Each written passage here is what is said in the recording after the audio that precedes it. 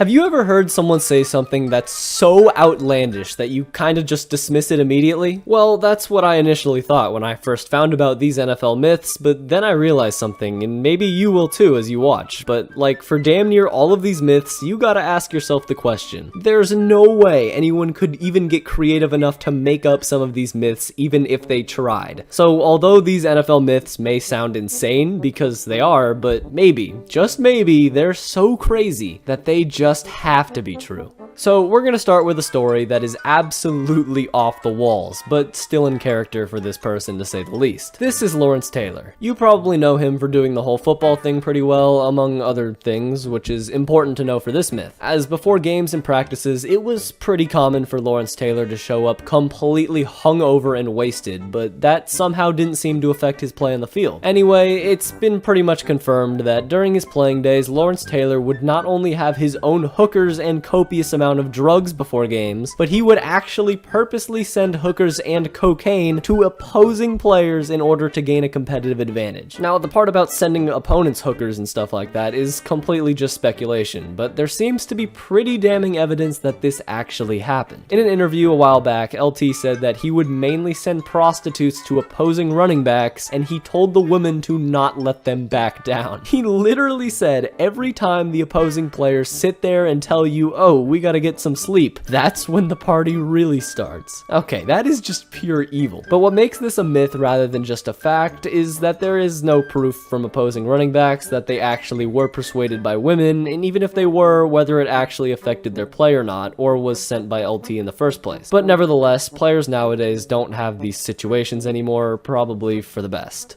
So, with Lawrence Taylor being considered the greatest defensive player in NFL history, I feel like it kinda overshadows the legendary career of the guy right behind him, in my opinion, Reggie White. And throughout Reggie White's career, he was extremely religious, but people truly didn't know how religious he actually was until he became a free agent and decided to leave Philadelphia for good. And some of the recruiting methods other GMs around the league used were just so unnecessary. Most teams around the league forced random priests to try and say that God himself wanted Reggie White to join their team, and their team only. That is literally just religion fraud. But compared to all of the other teams in the NFL, the Packers had an interesting but still relatively similar recruiting style for Reggie White. They wanted Reggie to come to Green Bay and meet with their GM Ron Wolf, and more importantly, their head coach at the time, Mike Holmgren. Because instead of the fancy restaurant White was rumored to go with other teams, the Packers decided to take Reggie White to Red Lobster. Red Lobster. Well, somehow this worked, and supposedly the meeting went pretty well, and the Packers managed to get their name in the Reggie White sweepstakes. But this is where the myth comes in, because after Reggie White returned home, he got a call from Mike Holmgren. The call went to an answering machine, and Holmgren said, "Reggie, this is God, come to Green Bay." Now, it's pretty much confirmed that this fax actually did go through, and this really happened. But the myth here is that the call from Holmgren generally fooled Reggie White, and because he felt as if God himself had actually told Reggie White to come to Green Bay. So, is Mike Holmgren God? Probably not, but maybe, just maybe, Reggie White actually bought into the joke unintentionally and joined the Packers because he seriously thought that God wanted Reggie White to be a Green Bay Packer.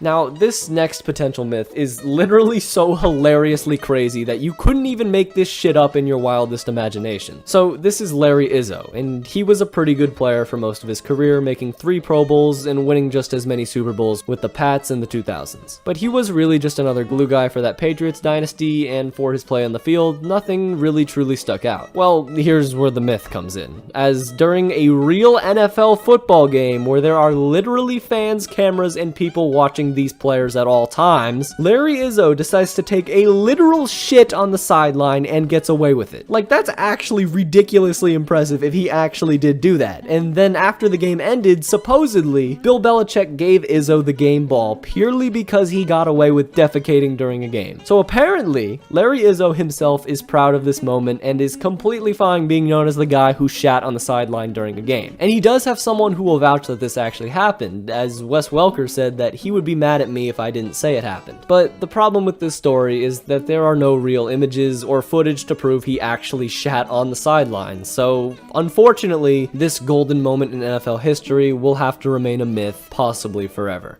But not all myths go unsolved forever, and this one, during his entire NFL career, Bo Jackson was absolutely incredible. But it was after his career-ending injury that Bo evolved into a mythical sports figure that had all kinds of insane stories surrounding him. He has been rumored to have killed baby pigs for fun, leaped over a car, and most famously ran the fastest recorded 40-yard dash in the history of mankind. Now, out of all the myths on this list, this one is potentially the most irrefutable and has the most evidence behind it, because although Bo Jackson never actually officially attended the NFL Combine, he held his own personal combine for real NFL scouts to come and evaluate his talent. The story supposedly goes that Bo Jackson was just coming off of a track practice and decided to show a little of what he could do and leisurely ran an agonizingly slow 4.3. So when his coach decided to open a door that would allow Bo Jackson to run full speed, and after doing that, Bo Jackson ran as hard as he possibly could, running straight through the finish line, clocking in at a blistering 4.13.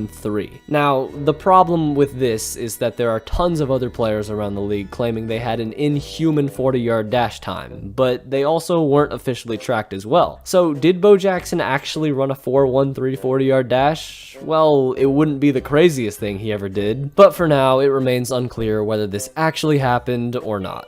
So this next myth is honestly hilarious, and probably the least true one I have to offer, but just hear me out. For his entire NFL career, Philip Rivers was the definition of consistency. Literally for 13 straight years, he threw for at least 4,000 yards, except for 1 year, in which he threw for 3,600 yards, significantly less touchdowns and more interceptions than usual. He played in every single game that season, so injuries weren't to blame for his lower statistics. What could it have been then? Well, if you didn't know, Philip Rivers has a lot of kids. Like, a lot. Seriously. And the myth goes that during the 2012 season, Philip Rivers' wife decided to focus on her own religion more and refused to have sex with Philip Rivers. Okay, who the hell wrote this script? And I know how insane this sounds, but some people swear that this was the reason for Philip Rivers' decline in production. And since we still technically have no proof that this didn't happen, thank God we don't, it still remains a mystery. So if you enjoyed this video at all, then like and comment, it really helps a lot. And you can even subscribe if you think you'll watch more videos like this one in the future, and watch one of these videos right here. They're pretty good, trust me. Anyways,